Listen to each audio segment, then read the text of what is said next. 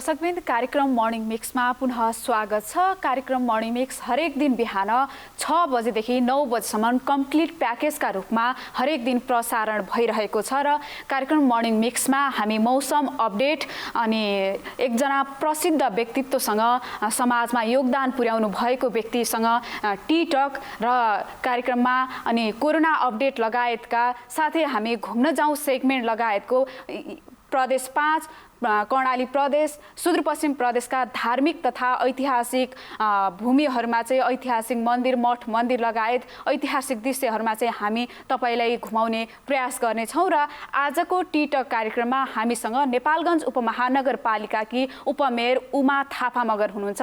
स्वागत छ यहाँलाई। धन्यवाद। सन्चै हुनुहुन्छ? एकदमै आरामै छु। कसरी अहिले केमा व्यस्त हुनुहुन्छ? कसरी दिनचर्याहरू कटाइराख्नु भएको छ? के छ खासमा?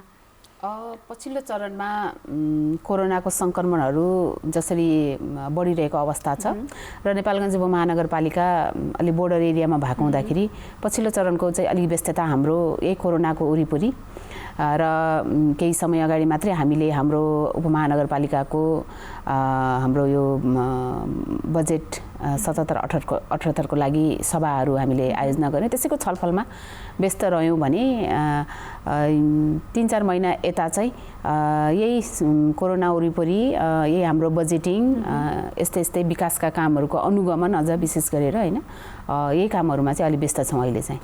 जस्तो यो व्यस्तता कोरोना महामारीकै उसमा रहेर व्यस्ततामा छौँ भनेर यो व्यस्तताका बावजुद पनि समय कसरी म्यानेज गरिराख्नु भएको छ? के छ खासमा? हजुर, वास्तवमै भन्यो भने हामी जनप्रतिनिधिहरूलाई अहिले सबैभन्दा ठुलो चुनौती भनेकै समय व्यवस्थापन हो। किन भन्दाखेरि हामी हाम्रो समय अनुकूल हिँड्न पाउँदैनौँ।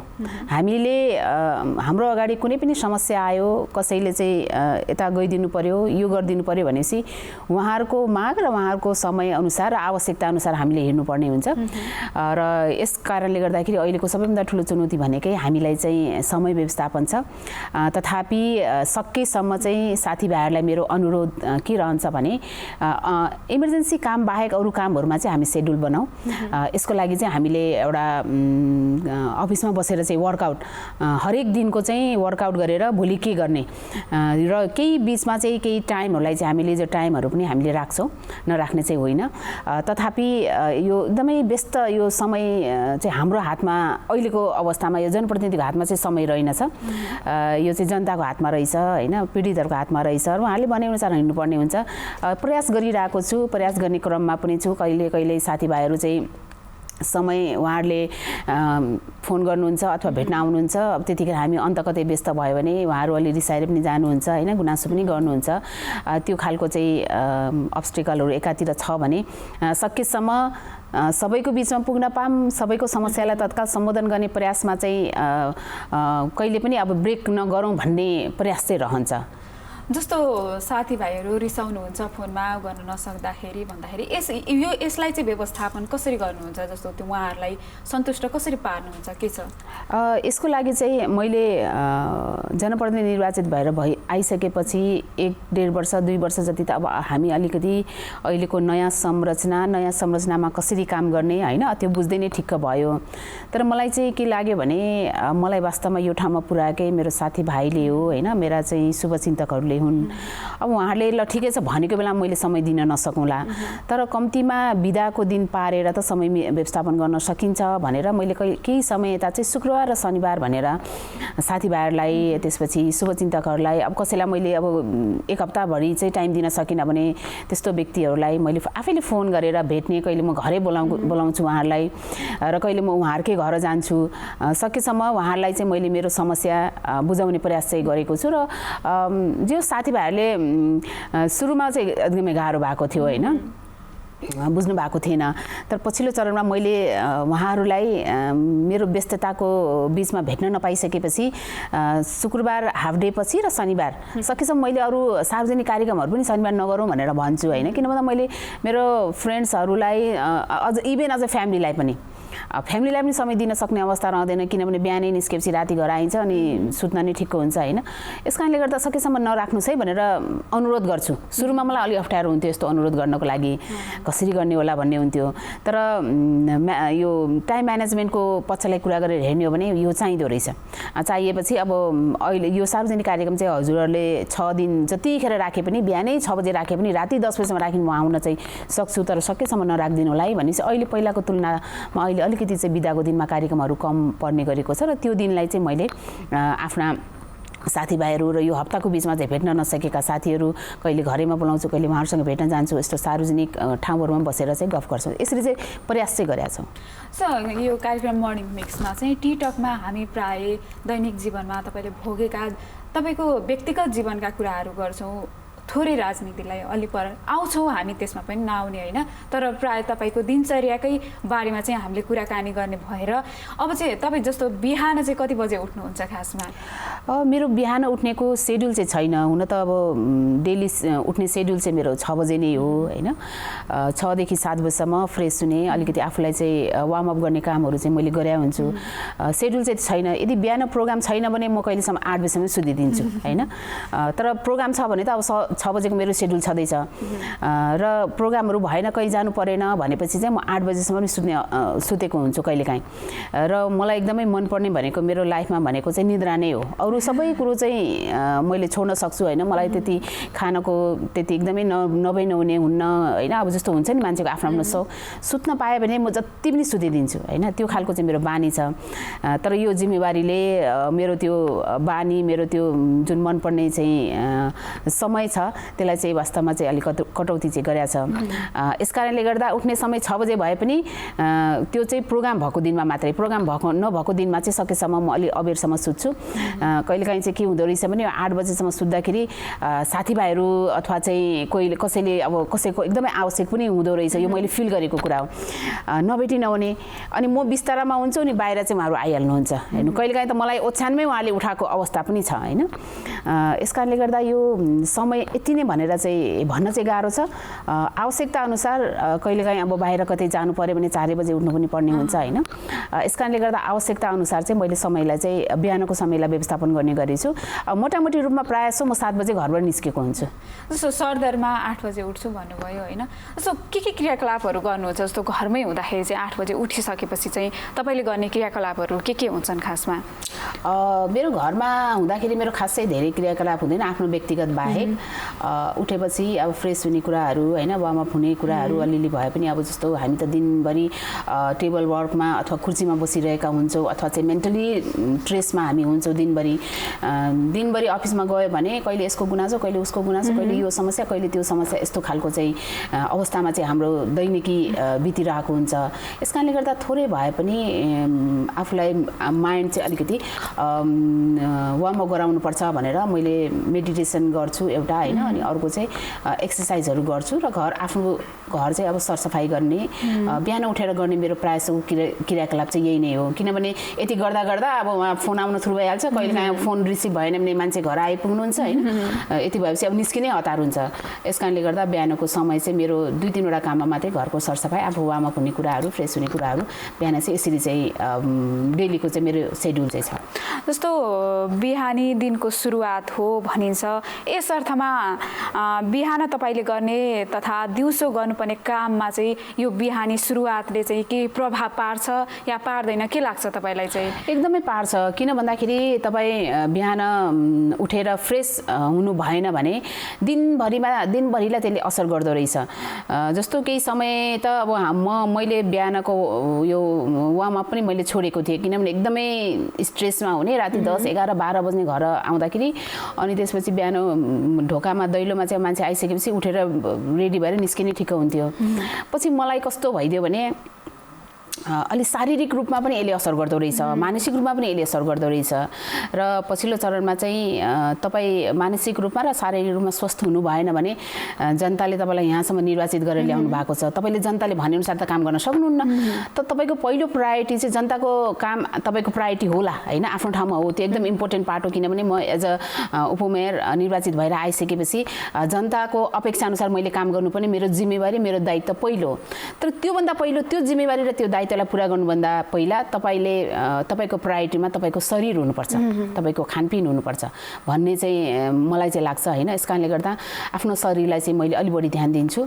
जस्तो खानपिनको कुरा गर्नुभयो, खानपिनमा कतिको ध्यान दिनुहुन्छ? के कस्ता खानेकुराहरू खानुहुन्छ? कसरी चाहिँ आफूलाई मेन्टेन गर्नुहुन्छ त? मैले अगाडि नै भने त्यस्तो खानेकुराहरूमा मेरो इन्ट्रेस्ट चाहिँ छैन होइन। किन भन्दाखेरि मलाई धेरै एकदमै मिटको आइटमहरू मन पर्दैन होइन, चिल्लो पिरोहरू मलाई चाहिँ मन पर्दैन। म एकदम सिम्पल खाना खान्छु। मेरो घर तपाईँले आएर हेर्न सक्नुहुन्छ। हुन त मेरो घरमा अब बाआमा पनि अलि बिरामी हुनुहुन्छ र खाना अलिकति मेरो नर्मलै पाक्छ होइन, र स्पाइसी चाहिँ हुँदैन। यस कारणले गर्दा एकदमै नर्मल खाना खाने चाहिँ मेरो बानी छ र मलाई एकदमै खानामा चाहिँ एकदम त्यो इन्ट्रेस्ट भएर एकदमै कहिले मिठो मनपर्ने, कहिले चाहिँ एकदम त्यो मिठको आइटम मनपर्ने त्यस्तो हुन्छ नि, त्यस्तो चाहिँ मेरो चाहिँ छैन। म चाहिँ एकदम नर्मल खाना खान्छु जसमा चाहिँ दाल भात तरकारी नै स्पेसली प्रायः जसो चाहिँ दाल भात तरकारी अचार हुन्छ। बिहान चाहिँ मैले खाजाको उसमा चाहिँ चिया र ओट्स नै खाने गरेको छु र दिउँसो त्यही खाना खान्छु। र अब कहिलेकाहीँ चाहिँ अब अफिस टाइम अलि अबेर भयो भने खाजा बाहिर खानुपर्ने मेरो बाध्यता रहन्छ, नत्र भने सकेसम्म म घरै आएर खाजा पनि म घरै आएर खाने मेरो बानी छ।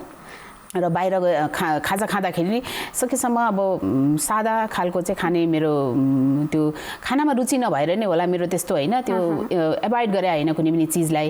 तर मेरो इन्ट्रेस्ट त्यस्तो छैन होइन। अनि त्यसपछि म अलि हेभी खाना खाएपछि मलाई अलि हेल्थमा पनि अलि असर हुन्छ होइन, अनि अलि अप्ठ्यारो हुन्छ। यस कारणले गर्दा नर्मल खाना खान्छु मैले। जस्तो खाना चाहिँ लगेर चाहिँ जानुहुन्छ कि जानुहुँदैन अफिसमा? जस्तो खाजाको रूपमा आफै घरमा बनाएर चाहिँ लाने कोसिस गर्नुभएको छ कि छैन? छैन, अहिलेसम्म त्यो चाहिँ छैन होइन।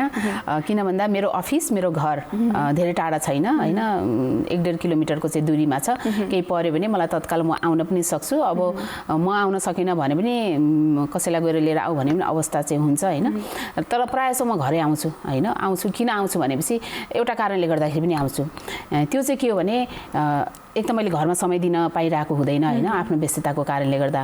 अनि खाजाको बहाना गरेर कम्तीमा घर आएर खाजा फ्यामिलीसँग यसो देखभेट त हुन्छ, होइन भने कहिलेकाहीँ त मेरो बाआमालाई न मैले भेट्दैन, किनभने उहाँहरू छुट्टै कोठामा बस्नुहुन्छ, म छुट्टै बस्छु। कहिलेकाहीँ चाहिँ राति अबेर भयो भने आएर आफ्नो कोठामा गएर सुत्न ठिकै हुन्छ होइन, कहिले त्यस्तो अवस्था हुन्छ। यस कारणले गर्दा खाजैका बहानामा भए पनि कम्तीमा घर आउने एउटा चाहिँ घर आएर फ्यामिलीसँग भेट्ने बहाना हुन्छ भनेर म प्रायः जसो घरै आउँछु। तर त्यो लिएर जाने बानी मेरो छैन, र लिएर जाने आवश्यकता किन छैन भने म टाढा छैन नि मेरो अफिस, र मेरो उपमहानगरपालिका पनि 23 वडा छ, धेरै टाढा छैन। बढी भए 10-12 किलोमिटर होला, 10-12 किलोमिटर ठुलो होइन मैले काममा कतै व्यस्त भए पनि। यस कारणले गर्दा त्यो आवश्यकता पनि परेको छैन, र सकेसम्म लान नपरोस् भन्नेमा पनि छु म। जस्तो आमा बुवालाई टाइम दिन सकिरहेको छैन भनेर भनिराख्नु भएको छ, यसमा चाहिँ कसरी चाहिँ अब म्यानेज गर्नुहुन्छ त? जस्तो सकेसम्म आमा बुवालाई टाइम पनि दिनु पर्यो, एज अ जनप्रतिनिधि त हुनुहुन्छ, त्यो आफ्नो ठाउँमा छ। तर परिवारलाई चाहिँ आफ्नो समय चाहिँ कसरी दिइराख्नु भएको छ? के छ खासमा? एकदमै विडम्बना नै भनौँ। अब यो जनप्रतिनिधि भएर निर्वाचित भइसकेपछि वास्तवमा फ्यामिली चाहिँ हाम्रो प्रायोरिटीमा चाहिँ हामीले चाहँदा पनि नपर्दो रहेछ। यो पछिल्लो समयमा चाहिँ बाआमालाई त्यति टाइम दिन चाहिँ सकेको अवस्था चाहिँ छैन। प्रयास नगरेको होइन, प्रयास गर्दा पनि अब बाआमासँग बसेर गफ गरिरहेको हुन्छु, कहिले फोन आइहाल्छ, कहिले मान्छे आइहाल्नुहुन्छ होइन, कहिले के हुन्छ होइन, त्यस्तो अवस्था चाहिँ छ। र बुवा अलिकति हिँड्न सक्नुहुन्न। आमा चाहिँ जो 1-2 दिनमा आमासँग मेरो देखभेट भएन भने आमा आफै म सुतेकै बेलामा कोठामा आउनुहुन्छ, त्यस्तो गर्नुहुन्छ मेरो आमाले चाहिँ होइन। र खाना खाने बेलामा मैले समय दिने भनेको परिवारलाई होइन, बुवा आमालाई खाना खाने बेलामा सकेसम्म हामी सँगै खाना खान्छौँ। त्यस्तै गरेर कुनै समय घरमा यस्तो अलिकति समय रह्यो, बस्नुपर्ने अवस्था रह्यो भने म बुवा आमाको कोठामा बसेर चाहिँ जस्तो हामी फेसबुक यो सोसियल मिडियाहरू घरमा आयो भने पनि यसो चलाउँछौँ नि होइन, फुर्सद भएपछि त्यो चलाउनु पर्यो भने पनि सकेसम्म बुवा आमाको कोठामा बसेर चलाउँछु। किन भन्दाखेरि कम्तीमा त्यही बसेर पनि अरू पनि हेर्न पाइयो, बुवा आमासँग पनि भेट्न पाइयो, त्यही चलाउने बेलामा गफगाफ हुन्छ। मैले यसरी चाहिँ म्यानेज गर्ने प्रयास चाहिँ गरेको छु। यसमा चाहिँ जस्तो टाइम दिन नसक्दा बुवा आमाको केही चित्त दुखाइ छ छैन, के छ खासमा? तपाईँको व्यस्ततालाई बुझ्नुहुन्छ कि के छ अवस्था चाहिँ? चित्त दुखाइ भन्दा पनि अब डेफिनेटली अब छोरीले समय घर दिएन भने त उहाँहरूलाई अलिकति छोरी टाढा भएको कि भन्ने त फिल त हुने नै भयो होइन। तैपनि अब सम्झाउने प्रयास गर्छु। व्यस्तता फेरि उहाँले बुझ्नु पनि भएको छ। किन भन्दा घर बस्यो भने कोही न कोही बोलाउन आइहाल्नुहुन्छ, कोही न कोही लिन आइहाल्नुहुन्छ, केही न केही समस्या लिएर आइहाल्नुहुन्छ।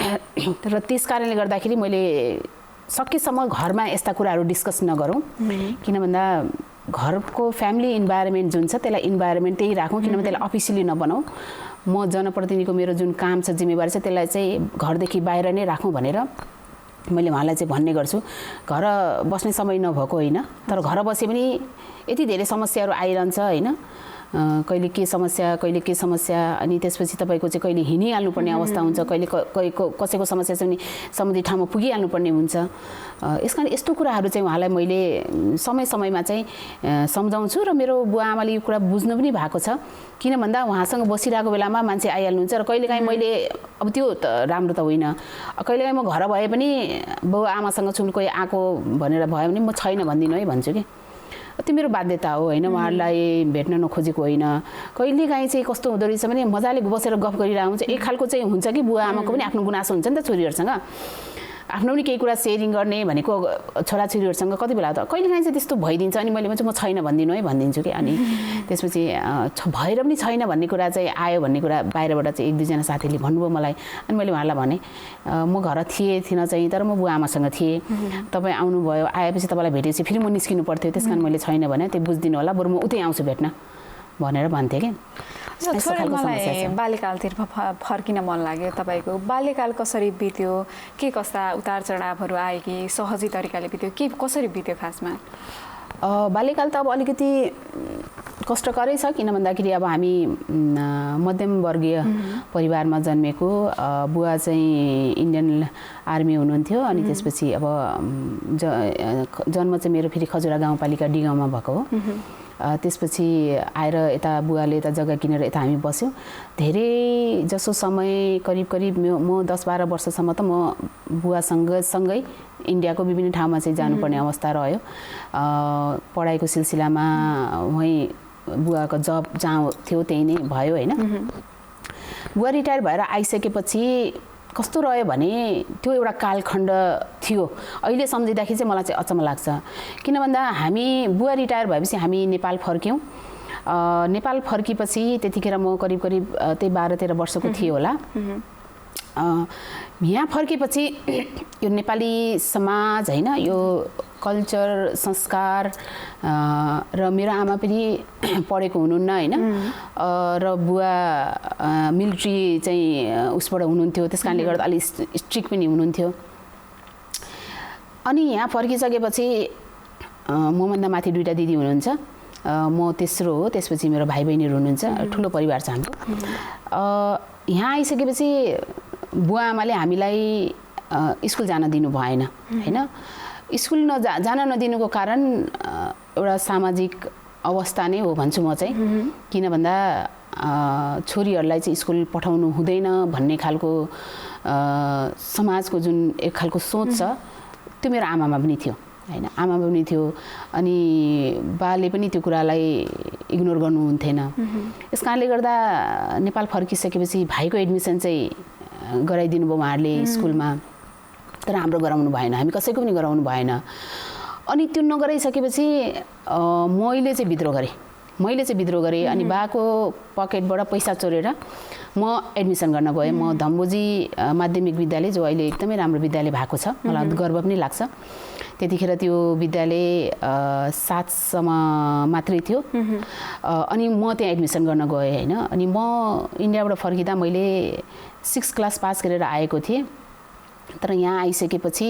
1 वर्ष यही गन्जागोलमा बित्यो नपढाउने भनेपछि अब हामी पनि सानो होइन अनि त्यसपछि के हो अब किन नेपालको परिवेश नबुझेको हामीलाई पनि त्यस्तो भएन तर जब चाहिँ नपढाउने नै निर्णय भन्ने चाहिँ भएपछि मैले विद्रोह गरेँ मैले बुवाको पकेटबाट पैसा चोरेर गएर अनि एडमिसन गरेँ अनि एडमिसन गरिसकेपछि अब ड्रेसहरू त चाहियो अनि त्यसपछि घर आएर अनि मैले भने बुवालाई मैले त एडमिसन गरेँ म त पढ्छु होइन अब 2टा दिदीले आँट गर्न सक्नु भएन कारण होला तर म त छोड्दिनँ भने फेरि म चाहिँ के हो भने बुवाको अलिकति प्यारी अलि बुवा जति स्ट्रिक्ट भए पनि मैले चाहिँ अलिकति भने बुवाले चाहिँ मान्नुहुन्थ्यो होइन मैले अब स्कुल भर्ना नगर्ने भनिसकेपछि अहिलेसम्म त केही भनेको थिएन तर मैले भने म भर्ना गरेर आइसकेँ भनेपछि त बुवा पनि अचम्म हुनुभयो अनि केही बोल्नु भएन अनि मलाई ड्रेसको लागि पैसा चाहियो भने अनि बुवाले खुरुक्क लाएर ड्रेसको लागि पैसा निकालेर दिनुभयो होइन ड्रेसको लागि त दिनुभयो ड्रेसेस सिलाइयो अब किताब कपीको लागि चाहियो त्यतिखेर चाहिँ के थियो भने म जतिखेर 6 क्लासमा भर्ना भएको थिएँ त्यतिखेर छात्रालाई भनेर महिनाको 500 रुपियाँ चाहिँ दिने गर्थ्यो। अनि किताब कविता मसँग केही पनि भएन, साथीभाइहरूको सापटी लिएर पढेँ। तर त्यो जुन प्लानिङ थियो सरकारको प्लानिङ, त्यसमा मेरो नाम पनि गएपछि मैले महिनाको 500 रुपियाँ पाउन थालेँ। त्यति बेलाको 500 भनेको अहिलेको 5000 हो हैन। अनि त्यतिखेर चाहिँ मैले 500 रुपियाँ पाएँ। अनि त्यो 500 रुपियाँले त्यसपछि मैले किताब कपीहरू किन्न थालेँ। तर समस्या के भने फेरि अलिकति मन्थली त्यो स्कुलको खर्चहरू चाहिँ दिनु पर्थ्यो, त्यसमा समस्या हुन्थ्यो। अनि मैले चाहिँ घरमा अब हामी त्यतिखेर हाम्रो परिवारमा चाहिँ यो मर्चा भन्ने हुन्छ नि, यो के अरे जाँड रक्सी बनाउँदाखेरि चाहिँ हाल्छ नि त्यो चाहिँ बनाउने त्यो प्रचलन हाम्रो समुदायमा अलि बढी थियो। अहिले त कहीँ पनि छैन, सबै मेटेर गइसक्यो। अनि मैले मर्चा बनाउन थालेँ हैन। अनि मर्चा पढाइकै सिलसिलामा, किनभने अब खर्च त चाहियो नि, अब खर्च कहाँबाट गर्ने, त्यो खर्च जुटाउन त पर्यो। अनि डेली बासँग त माग्न सकिएन, बाले स्ट्रिक्ट नै हुनुहुन्थ्यो। अब आमासँग त हुने कुरै भएन, आमाले त सपोर्ट नै गर्नु भएको थिएन। अनि पछि मैले त्यो मर्चा बनाउँथेँ। अनि मर्चा बनाएर म बेच्न जान्थेँ हैन। त्यतिखेर साइकलहरू त्यति चल्थेन। अनि त्यो जेन्ट्स साइकल हुन्छ नि, त्यसमा चाहिँ हाफ पाइडल चलाएर, भनेको फुल पनि अब सानो बच्चा पुरै फुल त साइकल चलाउन सक्ने भएन, हाफ पाइडल चलाएर म त्यो मर्चा बेच्न जान्थेँ हैन। अनि मैले त्यो मर्चा बेचेर अनि आफ्नो पढाइको चाहिँ जोहो गर्थेँ। बिक्री हुन्थ्यो त्यतिखेर, किनभने त्यो एकदमै राम्रो थियो कि त्यो रक्सीमा हाल्छ, त्यो जाँडमा हाल्छ हैन। अनि त्यतिखेर त यो यहाँ प्रायःसोले बनाउनुहुन्थ्यो हाम्रो समुदायमा, नेपालगञ्जमा प्रायःसो वटा। अहिले त अब पछिल्लो चरणमा जाँड रक्सी ब्यान्ड भएपछि तिनीहरू पनि ब्यान्ड बिस्तारै हुँदै गयो। अहिले त कहीँ पनि पाइँदैन त्यो हैन। अहिले त्यो लगाइदैन, त्यो त धेरै भयो। त्यो मर्चा भनेको बिरुवा नै हो के हो खास? हैन, त्यो चाहिँ दबाई हो हैन, दबाई हो। त्यो पिठो अनि के त्यो जडीबुटी हुन्छ हैन। अनि त्यो जडीबुटी लिन हामी वहाँ जान्थ्यौँ। खजुराको चाहिँ कृषि अनुसन्धान केन्द्र छ नि, कृषि कार्यालय, त्यहाँ पाउँथ्यो। हामी त्यहाँ टिप्न जान्थ्यौँ कि त्यो चाहिँ त्यो औषधि हुन्छ, त्यतिकै टिप्न पाउँथ्यो हैन। अनि त्यो उताबाट लिएर आएर त्यो बनाएर बिक्री गर्थेँ। अनि बिक्री गरेर आफ्नो पढाइको चाहिँ जोहो गर्थेँ। त्यतिखेरको एकदमै कष्टकर थियो जीवन हैन। अनि त्यसपछि बाले चाहिँ त्यो मेरो काम हेरिसकेपछि बिस्तारै बा चाहिँ अलि लोयल हुनुभयो, तर आमा लोयल हुन सक्नु भएन। त्यति बेलासम्म पनि हुन सक्नु भएन है? आमाले त मलाई लाग्छ आमाले मलाई सपोर्ट गर्न थाल्नु भएको चाहिँ जब मेरो बुवा बिरामी हुनुभयो। बा बिरामी भएपछि मैले विद्रोह गरेर मैले पढाइ सुरु गरेँ। त्यसपछि बिस्तारै बुवा अलिकति लोयल हुनुभयो। अब जस्तो बुवा किन पनि लोयल हुनु, अब हामीले घर त्यो बनाएर बेच्न गएर आफ्नो पढाइ सकेर सबै गर्न थालेपछि बुवाले पनि अलिकति त्यो हेर्नुभयो हैन। ठिक छ नि त भने कहिलेकाहीँ चाहिँ यसो पैसा दिइहाल्नुहुन्थ्यो। त्यो भएपछि दिदीहरूलाई पनि अलिकति सपोर्ट भयो। मैले दिदीहरूले पढ्न पाउनु भयो पछि माइली दिदी चाहिँ अलिकति बिरामी नै हुनुहुन्थ्यो आँखाको कारणले गर्दा, दिदीले चाहिँ सक्नु भएन। अनि ठुलो दिदीलाई चाहिँ यो रूपैडियाको चाहिँ स्कुलमा भर्ना गर्दै, किन भन्दा हामी अब हिन्दी स्कुलिङबाट आएको, नेपाली त्यति राम्रो थिएन। मैले चाहिँ प्रयास गरेँ हैन। अब इन्डिया कसरी जाने थाहा भएन हैन। अब त्यो भएर म चाहिँ यतै पढेँ। तर दिदीको त भएन, दिदीलाई फेरि उतै भर्ना गर्नुपर्ने बाध्यता रह्यो र दिदीलाई चाहिँ उता भर्ना गरियो। र बुवा बिरामी भएपछि बल्ल आमाले चाहिँ सपोर्टिङ गर्न थाल्नुभयो। र त्यति बेलासम्म म त क्याम्पस पुगिसकेको थिएँ, क्याम्पस पढ्थेँ। जस्तो एकदमै सङ्घर्षपूर्ण, मलाई पनि कस्तो टसी लाग्यो तपाईँले यति धेरै सङ्घर्ष गरेर आफ्नो शिक्षा हासिल गर्नुभएको छ। अनि बालापनमा चाहिँ चुलबुले या कस्तो स्वभावको हुनुहुन्थ्यो, के हुनुहुन्थ्यो तपाईँ चाहिँ खासमा? मैले नै भन्ने कुरा त होइन यो हैन। तर धेरैले मलाई भन्ने गरेको चाहिँ के छ भने मेरो स्वभाव चाहिँ लेडिज भन्दा पनि जेन्ट्स जस्तो हैन। पहिलेदेखि नै मेरो साथीहरू पनि धेरै जसो जेन्ट्स मात्रै। अहिलेको परिवेशमा पनि लेडिज भन्दा जेन्ट्सहरू नै मसँग रिलेटेड टचेस हुनुहुन्छ, किन भन्दा मेरो कुरो मिल्छ हैन। र एकदमै बढी चाहिँ म यो फाइट गर्ने कुराहरूमा हैन, अनि केटाले खेल्ने गेमहरूमा चाहिँ म अव्वल थिएँ। यस कारणले गर्दा मैले त पछि मार्शल आर्टमा पनि एडमिसन लिएर म ब्ल्याक बेल्टसम्म भएँ हैन। ब्ल्याक बेल्टसम्म भएँ। र यो गुच्चा खेल्ने काम हुन्छ नि, जहिले पनि मैले चाहिँ केटाहरूलाई जित्थेँ कि। त्यो केटीहरूले त खेल्थेन नि त त्यतिखेर गुच्चा त। त्यतिखेर किन केटीहरूलाई त घरदेखि बाहिर निस्किने इन्भाइरोमेन्ट नै थिएन, तर मैले खेल्थेँ। अनि म जहिले पनि केटाहरूलाई जित्दिन्थेँ हैन। अलि हकी स्वभावको, कसैसँग पनि नडराउने। एकपटक त अझ केसम्म भयो भने यो स्कुलमा पढ्ने बेलामा एकजना केटाले चाहिँ आई लभ यु भनेर ब्ल्याकबोर्डमा लेखिदियो। अनि ब्ल्याकबोर्डमा लेखेपछि मैले त्यो केटालाई त्यो स्कुलबाट रेस्टिकेट गराएँ। त्यतिसम्म गर्न सक्थेँ कि म होइन एकदमै निडर होइन अनि त्यसपछि केटाहरूलाई चाहिँ मैले त्यतिखेर चाहिँ यस्तो यो मुखा बनाएर हान्ने प्रचलन थियो कि अनि मलाई चाहिँ स्कुलमा मोनिटर जहिले पनि म अब त्यो भएपछि जहाँ पनि बोल्ने जहाँ पनि हिँड्ने कसैसँग पनि नडराउने सर म्याडमहरूसँग पनि अहिले पनि सर म्याडमले भन्नुहुन्छ तेरो त्यही बानीले गर्दा त यहाँ पुगेको होस् भन्नुहुन्छ कि होइन अनि त्यसपछि मलाई जहिले मोनिटर बनाउने होइन अनि मैले केटाहरूलाई पिट्ने अनि त्यसमा केटाहरूले पनि कहिले मलाई आँट नगर्ने एकजना केटाले आँट गरेको थियो उसलाई मैले रेस्ट्रिकेट गराइदिएँ स्कुलबाट होइन अनि त्यो खालको चाहिँ मेरो स्वभाव हकी स्वभाव होइन चुलबुले भन्दा पनि अलिकति निडर अनि बाहिर चाहिँ जोसँग पनि हिँडिदिने बोलिदिने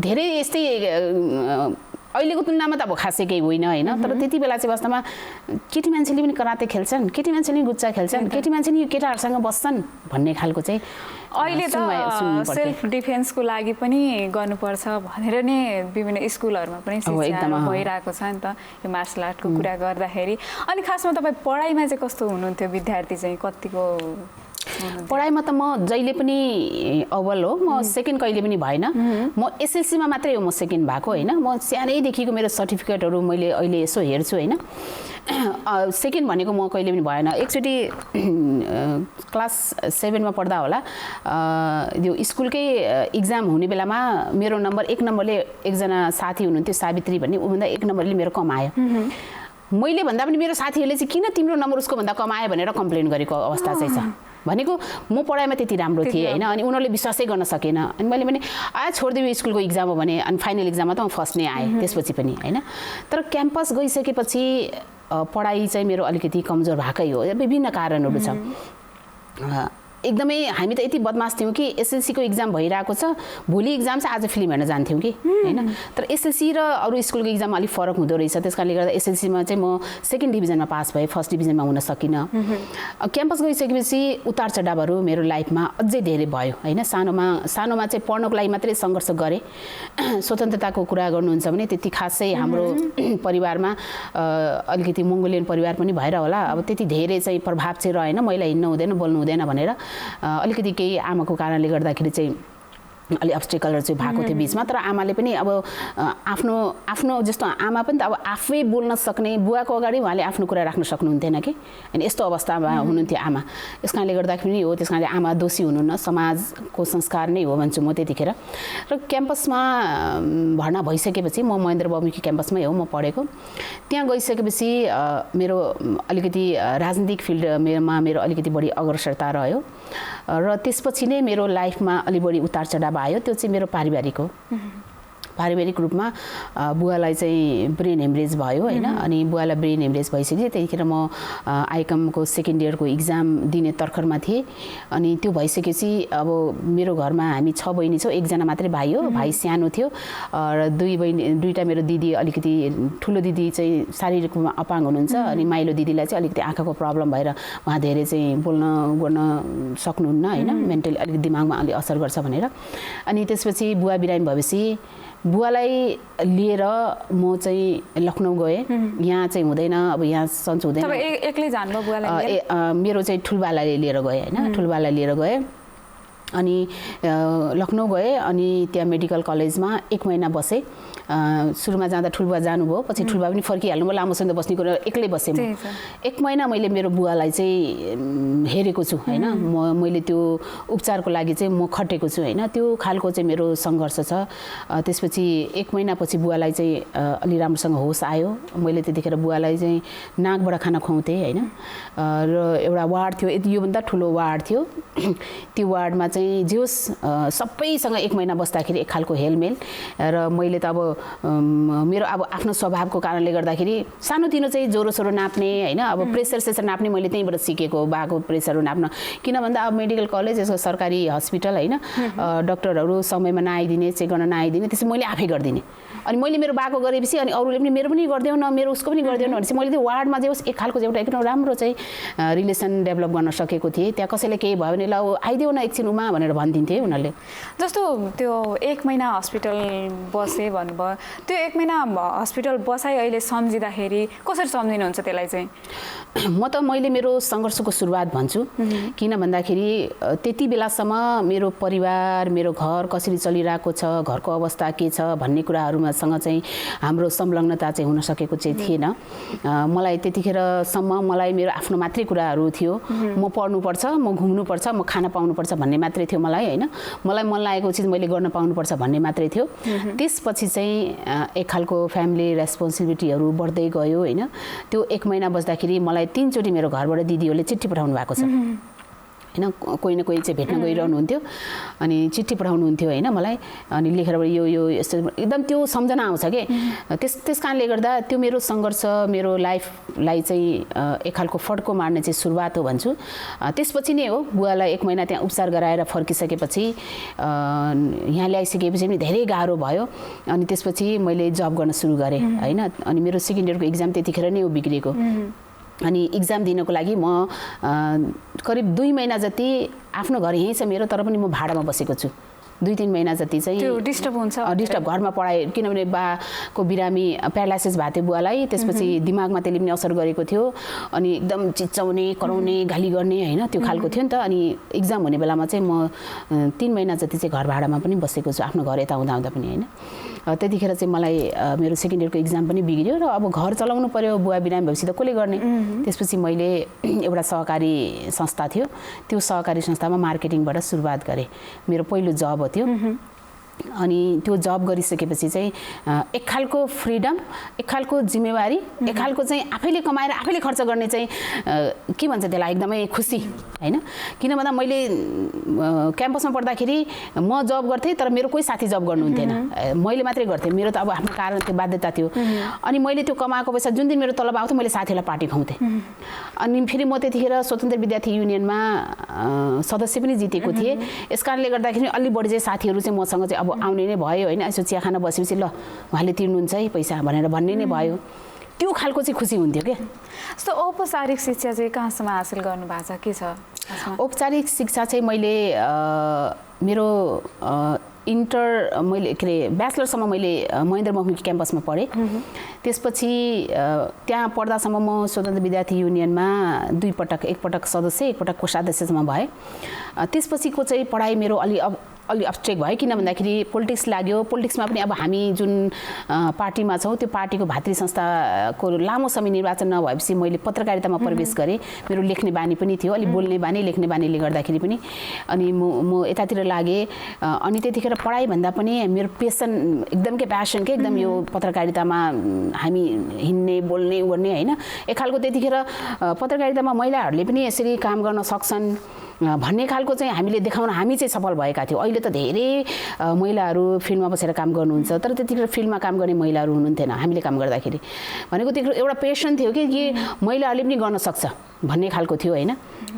यस कारणले गर्दाखेरि मैले त्यसपछिको पढाइ चाहिँ मैले इन्डियाबाट लखनऊको युनिभर्सिटीबाट चाहिँ पास गरेँ। मैले के अरे ब्याचलर पछिको चाहिँ इन्डियाबाट चाहिँ मैले पास गरेको छु। म एकदमै तपाईँको व्यक्तिगत जीवनमै मात्र प्रवेश भएँ। हामी अब समय पनि अन्तिम चरणमा आइसकेका छौँ र थोरै मैले तपाईँको राजनीतिक करियरको बारेमा सोध्नै पर्छ, यो छुटाउन मिल्दैन। कसरी चाहिँ यहाँसम्म आइपुग्नु भयो, अहिले यो जनताको प्रतिनिधि भइसक्नु भएको छ, यो अवस्था चाहिँ कसरी सिर्जना भयो, कसरी यहाँ आइपुग्नु भयो, यसको बारेमा केही बताइदिनु न। यसको कथा पनि अलि लामै छ। अनि त्यसमा पनि एउटा महिला राजनीतिक उतार चढावमा महिलालाई हेर्ने दृष्टिकोण, महिलालाई गर्ने व्यवहारबाट म पनि अछुतो रहेन। स्कुलदेखि नै म अलि हक्की स्वभावको भएको हुँदाखेरि नेपाल विद्यार्थी सङ्घमा इकाइ अध्यक्ष हुँदै म क्याम्पसमा पुगेँ। क्याम्पसमा पनि म 2 पटक स्वतन्त्र विद्यार्थी युनियनको चाहिँ सदस्य र कोषाध्यक्ष भएँ। यति लामो मेरो राजनीतिक विद्यार्थीमा जुन यात्रा रह्यो, त्यसपछि मैले त्यहाँ सभापतिको दाबी गरेँ, स्वतन्त्र विद्यार्थी युनियनमा सभापतिको दाबी गरेँ। अनि मलाई एउटै कुराले पन्छाइयो, तिमी महिला हो, महिला हो, महिलाले चाहिँ सभापतिको चाहिँ पद चाहिँ भूमिका चाहिँ निर्वाह गर्न सक्दैन भनेर मलाई पन्छाइयो। र मलाई चाहिँ नेपाल विद्यार्थी सङ्घको जिल्लाको त्यतिखेर उपाध्यक्ष राखियो। त्यहाँ सोभेसको अध्यक्ष दिनुभन्दा यतातिर चाहिँ उपाध्यक्ष राखियो। अब ठिकै छ नि त भन्ने पनि भयो। त्यतिखेर खासै मलाई यो महिला पुरुष बिचको जुन विभेदहरू थियो त्यो कुराको चाहिँ मलाई त्यति राम्रोसँग ज्ञान पनि थिएन। र महिला पुरुषको लागि चाहिँ महिलाहरूको अधिकारको लागि बोल्न सक्ने भनौँ न क्षमता पनि त्यो खालको थिएन। त्यसपछि म चुप भएँ। अनि यता आइसकेपछि फेरि विद्यार्थी सङ्घमा अब जिल्लाको उपाध्यक्ष भएको मान्छे अब अध्यक्षको दाबी स्वतः नै हुने भयो। अध्यक्ष हुन्छु भनेर दाबी गरे, त्यहाँ नि पन्छाइयो। अनि के भनेर त्यहाँ चाहिँ के भनेर पन्छाइयो भने नेताहरू आउनुहुन्छ, राति उहाँहरूसँग चाहिँ खानपिन गरेर बस्नुपर्छ, तिमी महिला कहाँ सक्छौ र भनेर पन्छाइयो। त्यसमा पनि चित्त बुझाइयो। किन चित्त बुझायो? तिमीलाई बरु केन्द्रीय सदस्यमा ल्याउँछु भनेर भन्नुभयो। हुन्छ त अब त्यहाँ जानेपछि ठिक छ त भन्ने भयो होइन। केन्द्रीय सदस्य जब के अरे केन्द्रीय अधिवेशन भयो, जब केन्द्रीय सदस्यको दाबी गर्ने बेला आयो, दुईजना मेरा आदरणीय दाजुहरूको कारणले गर्दा मलाई पन्छाइयो। त्यहाँ पनि तिमीभन्दा सिनियर हुनुहुन्छ उहाँहरू होइन, तिमीलाई त गर्न सकिँदैन भन्यो। अनि म एक्लै लडेँ त्यतिखेर। तपाईँहरू मलाई साथ दिनुहोस् नदिनुहोस्, मलाई लाग्छ विद्यार्थी सङ्घमा मैले पहिलो विद्रोह गरेकै त्यही हो। तपाईँ मलाई साथ दिनुहोस् नदिनुहोस्, म चाहिँ लड्छु। त्यहीँबाट अनि त्यतिखेर सुशील दाई हाम्रो यहीँको नेता हुनुहुन्थ्यो। अनि मैले सुशील दाईलाई फोन गरेँ, किनभने हाम्रो एक खालको परिचय थियो। म लड्न थालिछु दाई, मलाई सहयोग गरेन मलाई मेरा दाजुहरूले, तर हजुरले चाहिँ मलाई भनिदिनु पऱ्यो भने। ल ल ल अगाडि बढ भन्नुभयो दाइले होइन। अनि त्यसपछि मैले नोमिनेसन गरेँ। अनि त्यसपछि म एक्लै लडेँ। म जम्मा 5 भोटले हारेँ। देशैभरिबाट केन्द्रीय सदस्यमा लड्दै गर्दा आफ्नो कहीँ कतै चाहिँ पहिचान छैन, कहीँ कतै कसैसँग रिलेसन छैन मेरो। हेर्नुहोस्, मैले चिन्दैन कसैलाई त्यति बेलासम्म राम्रोसँग कसैलाई। मेरो आदरणीय सुशील दाई हुनुहुन्छ भनेर म लडेँ होइन। अनि लडेँ, त्यसपछि म 5 भोटले म चाहिँ हारेँ त्यतिखेर। तर त्यो हारले नै हो पछि हाम्रो लामो समय विद्यार्थी सङ्घको चुनाव भएन। नभएपछि म पत्रकारिता गर्न थालेँ। पत्रकारिता सँगसँगै मैले केही एनजिओजहरूमा काम गर्न थालेँ। पत्रकारिता त यस्तो भयो, सुरुवात चाहिँ मैले यो केही पाक्षिक पत्रिकाहरूबाट सुरुवात गरिसकेको थिएँ, किनभने क्याम्पसमा हामीले एउटा पत्रिकाहरू निकाल्थ्यौँ, त्यो सुरुवात थियो हाम्रो। तर म एकदमै पत्रकारिता नै गर्छु भनेर लागेको चाहिँ मैले 60 सालपछि हो होइन। 57 सालदेखि त म आबद्ध नै थिएँ। त्यसपछि 60 सालदेखि त म एकदमै लागेँ, पत्रकारितामा लागेँ। अनि सँगसँगै अब चुनाव हुन्छ कि भन्ने भयो, फेरि जाने। अनि त्यो चुनाव हुने भएपछि फेरि यतातिर मोडिने, नहुने चाहिँ फेरि फर्किने। अनि त्यो हुँदा यो बिचमा चाहिँ धेरै पार्टीहरूका प्रोग्रामहरूमा अरू संस्थाहरूमा चाहिँ मैले केही जिम्मेवारीहरू पाएँ होइन। यतातिर पत्रकारिता रन हुँदै गर्दाखेरि अनि मैले 70 सालमा चाहिँ म धेरै यो बिचमा सुशील दाईसँग बसेर काम गर्ने मौका नि पाएँ। र त्यतिखेर म हाम्रो विद्यार्थी सङ्घको चुनाव नभए पनि म अरू केही न केहीमा आबद्ध थिएँ। र लास्टमा सुशील दाईले मलाई विद्यार्थी सङ्घको केन्द्रीय सदस्यमा मनोनित गर्नुभयो र म केन्द्रीय सदस्य पनि भएँ। जे होस् मेरो इच्छा चाहिँ पुरा भयो। केन्द्रीय सदस्य भइसकेपछि 70 सालको चाहिँ जब पहिलो चुनाव थियो, उसको संविधानको चुनाव थियो, त्यतिखेर मलाई समानुपातिकमा उहाँले सिफारिस गर्नुभयो। तर अनफर्चुनेटली मेरो नाम अगाडि बढेन, सिफारिस मात्रै भयो, त्योभन्दा अगाडि बढेन। त्यसपछि मैले पत्रकारिता छोडेँ। किन भन्दा अब मेरो नाम समानुपातिकमा गइसकेपछि अब मैले सङ्घर्ष यतै गर्नुपर्छ। यो त मेरो अलिकति बिचको टाइम थियो र मेरो इन्ट्रेस्ट पनि थियो र मैले गरेँ भनेपछि त्यसपछि मैले 70 सालपछि चाहिँ मैले टोटल पत्रकारिता छोडेर समानुपातिकमा मेरो नाम गइसकेको हुँदा अनि यतातिर मैले फेरि वार्डबाट अनि त्यसपछि जिल्लाबाट महाधिवेशन प्रतिनिधि लड्ने कुरा अरू कुरामा चाहिँ अग्रसरता लिएँ र अहिले आएर चाहिँ जितेँ। भनेको पोलिटिक्समा पार्टीमा मेरो चाहिँ आबद्धता आजसम्म पनि हुन सकेको अवस्था चाहिँ छैन। तर विद्यार्थी सङ्घमा लामो समय काम गरेँ। विद्यार्थी सङ्घसँगै पार्टीको अरू भातृ संस्थाहरू जस्तै ट्रेड युनियन, महिला सङ्घ, नेपाल राष्ट्रिय मगर सङ्घ होइन, नेपाल राष्ट्रिय मगर सङ्घको अहिले त म सहमन्त्री पनि छु। यसरी अरूमा चाहिँ मैले काम गर्ने एकदमै भातृ संस्थाहरूमा चाहिँ लामो समय काम गर्ने मौका पाएँ। पार्टीगत रूपमा अहिलेसम्म कुनै जिम्मेवारीमा चाहिँ छैन। जस्तो यहाँ अब म अन्तमा तपाईँलाई एउटा मात्रै क्वेसन गर्न चाहन्छु। सो यहाँसम्म आइपुग्दा चाहिँ कतिको सफल भए जस्तो लाग्छ या के छ खासमा? अब मैले अहिले म जुन पोस्टमा छु मैले यसलाई इग्नोर गर्न सक्दिनँ। यो मेरो सफलता होइन भन्न सक्दिनँ, तर मेरो यो सुरुवात हो भन्छु म होइन। किन भन्दा एज अ जनप्रतिनिधि अहिलेसम्म म विभिन्न सामाजिक संस्थाहरूमा काम गरेँ। कलमको माध्यमबाट पत्रकारिता सुरुवात गर्दाखेरि पनि मेरो पहिलो मोटो चाहिँ के थियो भने महिलाको इस्यु बाहिर नआउनु। मैले पहिलो ट्रेनिङ जब सञ्चारिकाबाट लिएको थिएँ त्यतिखेर मलाई चाहिँ अलिकति महिला कन्सेप्टमा चाहिँ लेखिनुपर्छ, महिला कन्सेप्टमा चाहिँ न्युजहरू आउनुपर्छ भन्ने मैले सिकेको थिएँ। यस कारणले गर्दाखेरि मैले पत्रकारितामा मेरो अलि बढी चाहिँ म संलग्नता भएको कारण पनि महिलाको न्युज बाहिर नआउने होइन। अनि महिलालाई कोट गरेर कुनै न्युजहरू नलेखिने। त्यसपछि महिलाहरू यति पीडित हुनुहुन्छ तर उहाँको समस्याहरू बाहिर नआउने भने चाहिँ मैले त्यसरी पत्रकारिता गरे हो होइन। मेरो इन्ट्रेस्ट चाहिँ त्यसरी अगाडि बढ्या हो। यस कारणले गर्दाखेरि सङ्घर्ष एकदमै लामो छ, विभिन्न माध्यमहरूबाट चाहिँ सङ्घर्षहरू भएको छ र त्यो सङ्घर्षको क्रममा पनि विभिन्न आरोपहरू होइन विभिन्न समस्याहरूको सामना गर्नु परेको छ। यस अर्थमा चाहिँ आज म यो ठाउँमा छु भने म एकदमै सफल भएको छु, तर यो सफलताको चाहिँ सुरुवात हो होइन। र सफलता जहाँ छ त्यहाँ चुनौती अवसर दुइटै हुन्छ र मैले अहिले जुन चुनौतीहरू भोगिरहेको छु मैले त्यो चुनौतीहरूलाई 100% सामना गर्ने प्रयास गरेको छु, किनभने मैले के बुझेको छु भने यही चुनौतीभित्र अवसर छ। यदि मैले चुनौतीको सामना गर्न सकेँ भने मैले राम्रो अवसर चाहिँ प्राप्त गर्छु। सो कुरा गर्न त धेरै कुरा गर्न मन थियो, तर समयको पाबन्दीमा हामी छौँ र व्यस्त समयका बावजुद पनि हामीलाई समय दिनुभयो, यहाँलाई धेरै धेरै धन्यवाद। यहाँलाई पनि धेरै धेरै धन्यवाद छ। यहाँहरूले जे होस् मेरो बाल्यकालदेखिको अहिलेको सङ्घर्षको बारेमा जुन विषयहरू राख्ने मलाई अवसर दिनुभयो, मौका दिनुभयो। मेरो अपेक्षा छ भावी दिनहरूमा अझ राम्रो विषयहरूमा चाहिँ यहाँहरूको बिचमा फेरि प्रस्तुत हुनेछु। हस्, धन्यवाद। दर्शकवृन्द, कार्यक्रम मर्निङ मिक्समा हामीसँग हुनुहुन्थ्यो नेपालगञ्ज उपमहानगरपालिकाकी उपमेयर उमा थापा मगर। उहाँसँगको टिटकको टाइम अहिले सकिएको छ र अब हामी दर्शकवृन्द तपाईहरूलाई मनाङ घुम्न लाँदैछौँ।